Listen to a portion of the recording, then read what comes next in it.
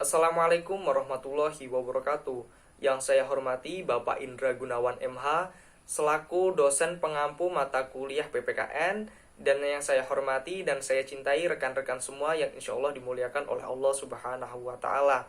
Izinkan saya, Lutfi Ajiz Alwi dengan NPM 20710100016 menjelaskan tentang otonomi daerah yang ada di Indonesia dan otonomi daerah yang ada di tempat tinggal saya.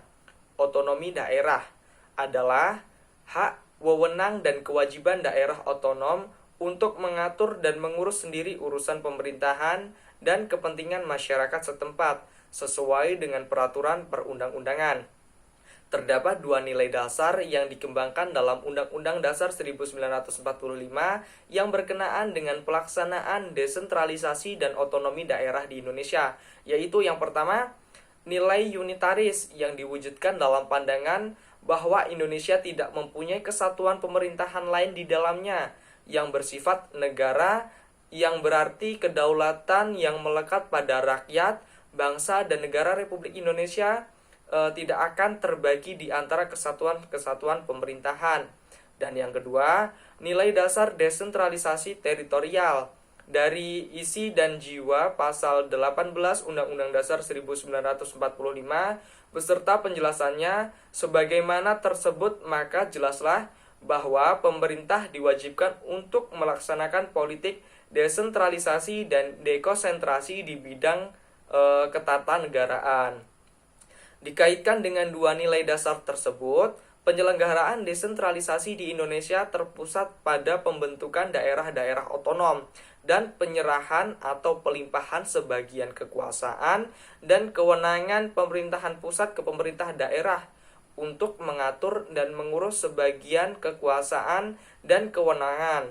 Adapun titik berat pelaksanaan otonomi daerah adalah pada daerah tingkat 2 atau Dati 2 dengan ada beberapa pertimbangan. Yang pertama, dimensi politik atau Dati 2 dipandang kurang mempunyai fanatisme atau kedaerahan sehingga risiko gerakan separatisme dan peluang perkembangannya aspirasi federalis relatif minim atau sedikit.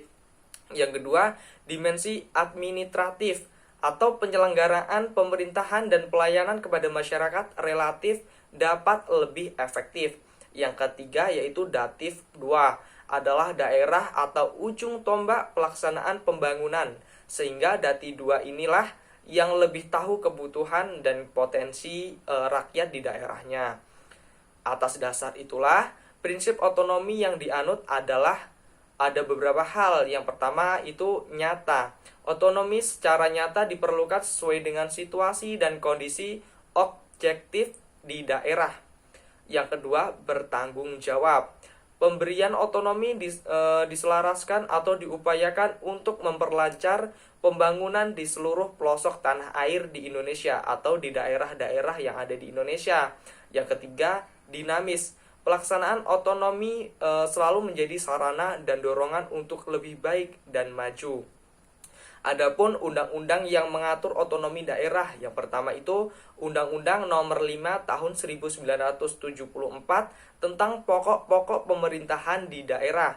Yang kedua, Undang-Undang Nomor 22 Tahun 1999 tentang pemerintahan daerah. Yang selanjutnya Undang-Undang Nomor 25 Tahun 1999 tentang perimbangan atau keuangan antara pemerintah pusat dan pemerintah daerah. Yang keempat, Undang-Undang Nomor 32 Tahun 2004 tentang pemerintahan daerah. Itu tadi sedikit penjelasan tentang otonomi daerah yang ada di Indonesia. Selanjutnya, perkembangan otonomi daerah di Lampung Timur atau otonomi daerah yang ada di tempat tinggal saya.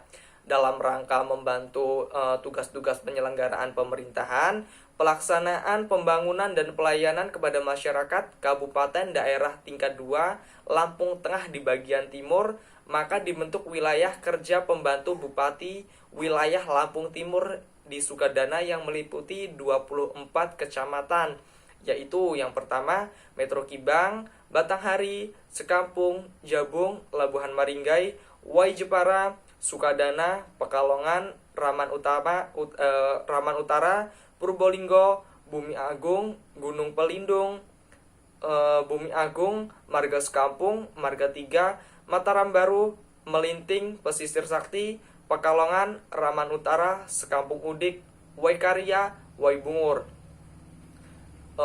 Pemerintahan yang ada di Lampung Timur. Pemerintahan daerah Lampung Timur dibentuk berdasarkan Undang-Undang Nomor 12 Tahun 1999, diresmikan pada tanggal 27 April 1999 dengan pusat pemerintahan di Kecamatan Sukadana.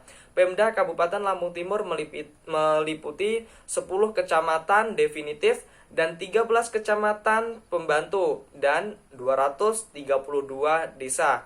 Selanjutnya dengan ditetapkannya Peraturan Pemerintah Nomor 46, statusnya ditingkatkan menjadi kecamatan definitif, yaitu Kecamatan Marga 3 dan Sekampung Udik.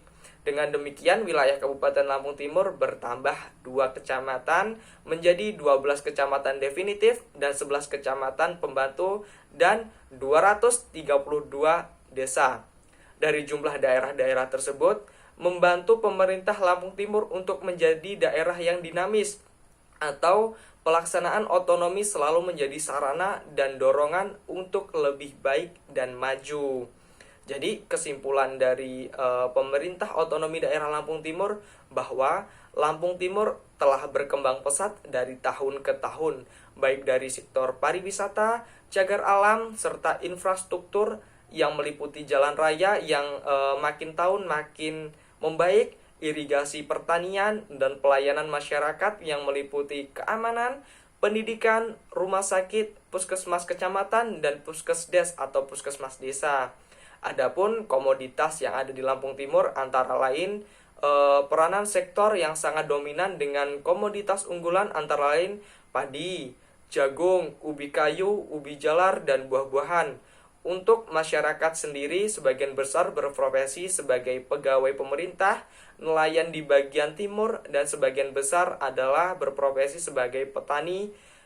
Untuk itu kesejahteraan rakyat kian hari kian membaik.